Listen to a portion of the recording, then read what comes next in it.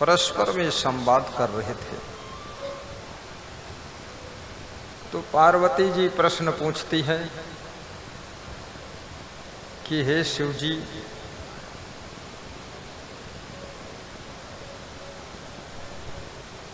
संसार में राक्षसों की चर्चा होती है, तो राक्षस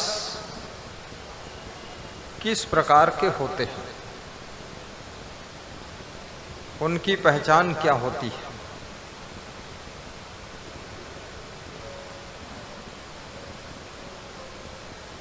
यही प्रश्न अर्जुन ने कृष्ण से पूछा है कि राक्षसों के लक्षण क्या होते हैं।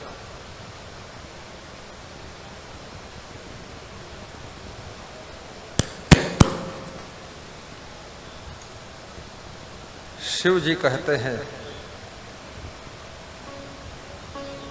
हे पार्वती, 3 चौपाइयों में राक्षस के लक्षण मैं बताऊंगा, ध्यान से सुनो।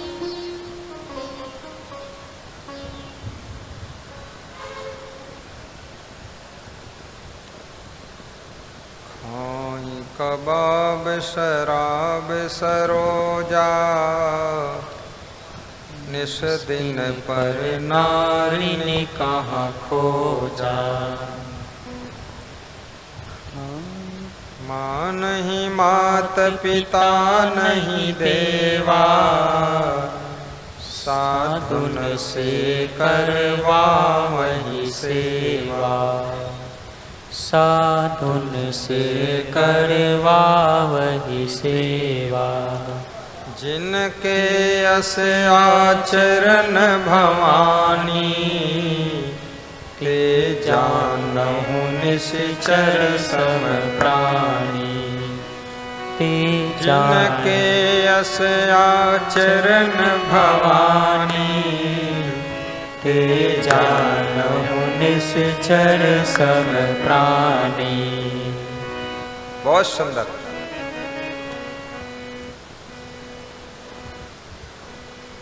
माँ नहीं मात पिता नहीं देवा, साधन से करवाई सेवा।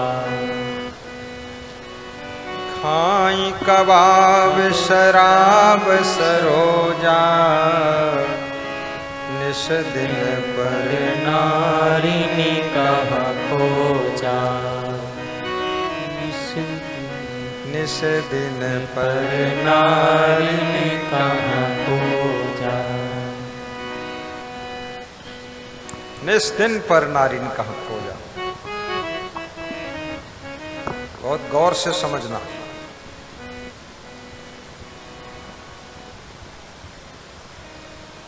खाई कबाब, शिव जी कहते हैं जो मांस खाता है, मांस अर्थात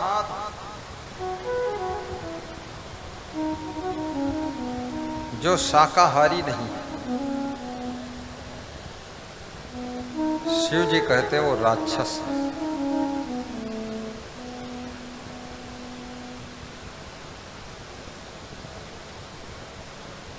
जो शराब पीता है, शिव जी कहते हैं हे पार्वती, वो राक्षस है। और जो अंडा खाता है, सरोजा, सरोजा का अर्थ अंडा होता है। क्या होता है? अंडा। सरोजा माने अंडा।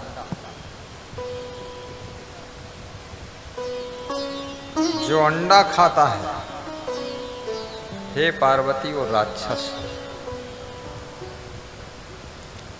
जैसा खाए अन्न वैसा बने मन।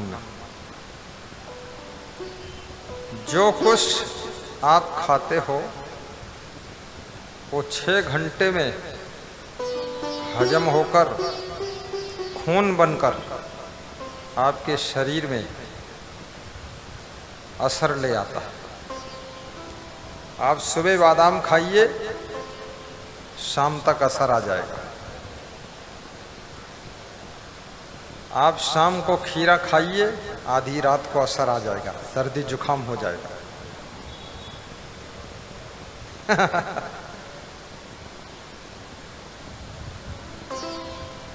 आप लहसुन खाइए, 6 घंटे में असर आ जाएगा। इसलिए मनुष्य को रोज खाना पड़ता है, क्योंकि आप रोज खाते हैं, रोज हजम होता है, रोज खून बनता है, रोज ओज बनता है, और रोज शक्ति बनती है, और रोज उस शक्ति को खर्च करके तुम जिंदा रहते हो। कुछ लोग सोचते हैं एक दिन खूब खा लो और हफ्ते भर छुट्टी हो जाए, खाना ना पड़े, पर ऐसा नहीं चल सकता। रोज खाना पड़ेगा, तो हर 6 घंटे में खाना पड़ेगा। जैसे गाड़ी रोज चलाओ, रोज डीजल डालो। डीजल नहीं डालोगे फिर गाड़ी नहीं चलेगी। ऐसे आपके शरीर की गाड़ी भी है, इसमें रोज भोजन, फल, सलाद, मीठा, समोसा, कचौड़ी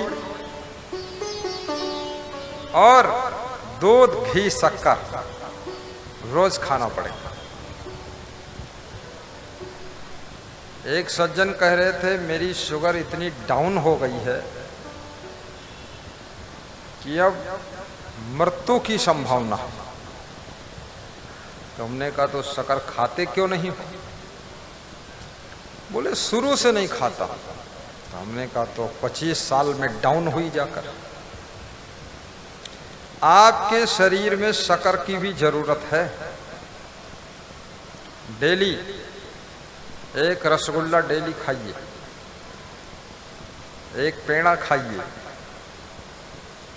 या एक बर्फी खाइए, कलाकंद खाइए, रसमलाई खाइए।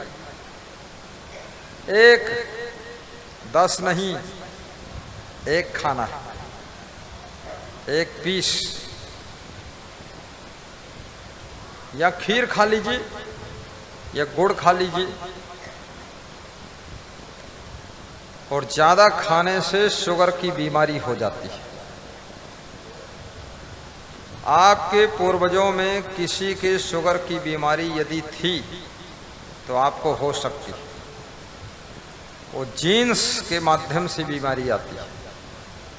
अभी विज्ञान ने खोज किया है, बच्चा का जन्म देने के लिए पति पत्नी की जरूरत नहीं है।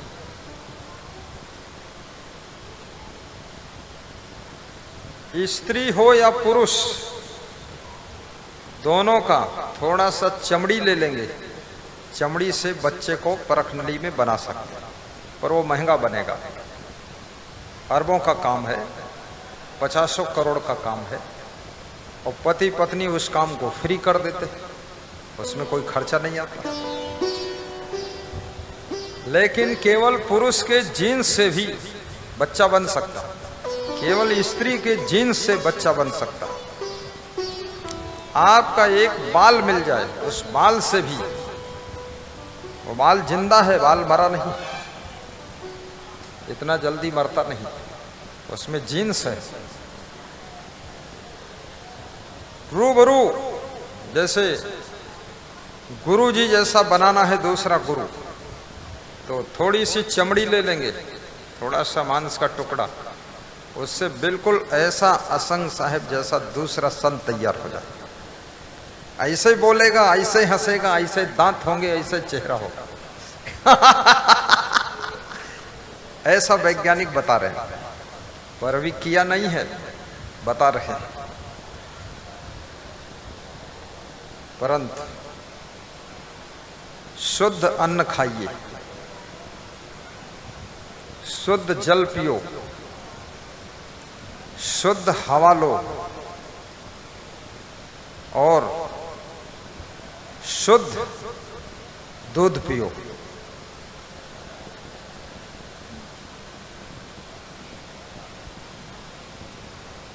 शाकाहारी भोजन ये देवताओं का आहार है, देवियों का आहार है।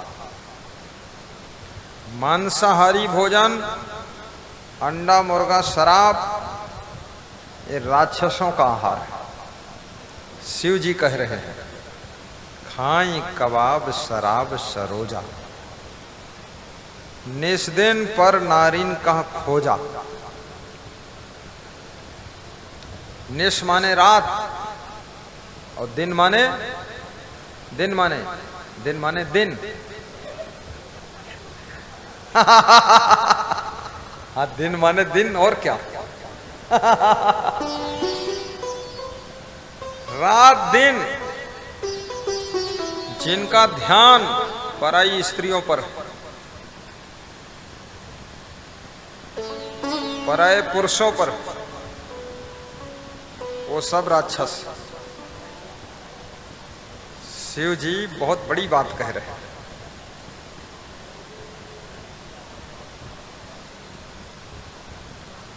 ना स्त्री में सुख है और ना पुरुष में सुख है, ये भ्रम है। अगर स्त्री में सुख होता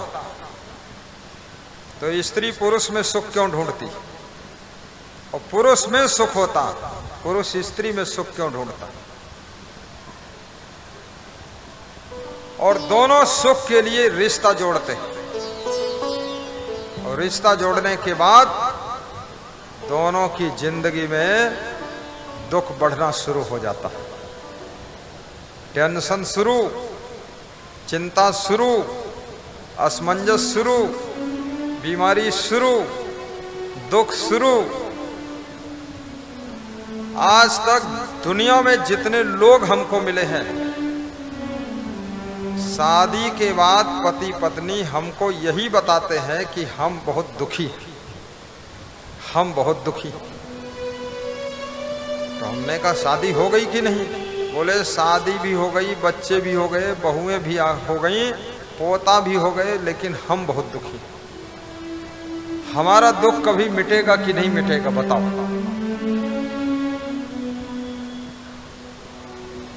कितनी उम्र हो गई है? बोले 50 साल के हम हो गए हैं। दुख मिटेगा कि नहीं मिटेगा बताओ गुरुजी, आप बता सकते हो। तो हमने कहा दुख तो नहीं मिटेगा लेकिन तुम जरूर मिट जाओगी। हाँ, दुख नहीं मिटने वाला। ऐसे दुख कहां मिटेगा? दुख कैसे मिटेगा? सुख कैसे मिलेगा?